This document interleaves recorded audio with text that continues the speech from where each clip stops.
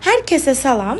Bugün badımcan biber dolması hazırlayacağıq. Yəni ənənəvi üsulla 3 bacı dolması. Bunun üçün bizə lazımdır keşniş süd, ağ və qara reyhan, soğan qatılmış və çəkilmiş ət, tərəvəzlər, istiot, duz, sarı kök, kərə yağı və darçın. İlk öncə əti kərə yağında qovurmağa başlayırıq. Ətin suyu çəkildikdən sonra, yəni yağa düşdükdən sonra ocaqdan götürürük, çox qovrulmağa qoymuruq və keçirik. Badımcanı yaxşıca əzişdirdikdən sonra bıçaqla kəsirik və içərisini duzlayırıq. Biz badımcanın qabığını soymuruq, içərisində faydalı vitaminlər var.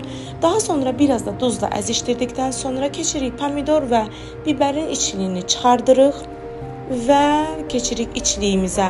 Göyərtiləri əlavə edirik, pomidor içliyini əlavə edirik və bütün ədviyyatları qatdıqdan sonra yaxşıca qarışdırırıq və qoyuruq bir kənara.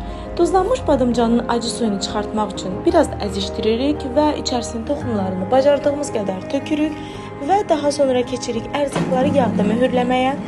Biz yeməyi sobada bişirəcəyimiz üçün ilk öncə ərzaqları tavada yağda möhürləyirik. Biz kərə yağından istifadə etdik. İstəsəz günə baxan yaxud zeytin yağında möhürləyə bilərsiniz. Tərəvəzləri çox öldürmürük, sadəcə hər tərəfini möhürləyirik. Və gəlirik yeməyin son mərhələsinə.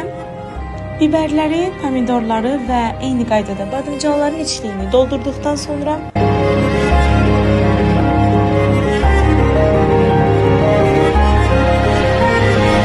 yeməyi göndəririk. Öncədən isidilmiş alt üst rejimdəki 180 dərəcəli sobaya. 1 saat ərzində yemək hazır olduqdan sonra 15 dəqiqə əlavə 200 dərəcəyə qaldırırıq rejimi və üstünün yaxşıca qızarmasını gözləyirik. Və ləzzətli təamımız, ənənəvi badımcan dolmamız hazırdır. Həm estetikliyi ilə göz oxşayan, həm dağılmayan, həm də çox ləzzətli yeməyimiz hazırdır. Hazırlayan